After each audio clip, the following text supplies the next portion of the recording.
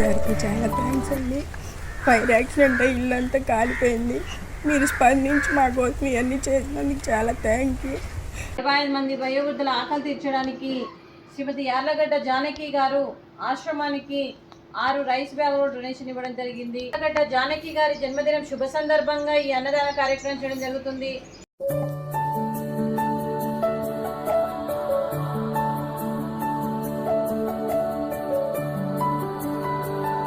Happy birthday to you. Happy birthday to you, Janaki Yarlagadda garu.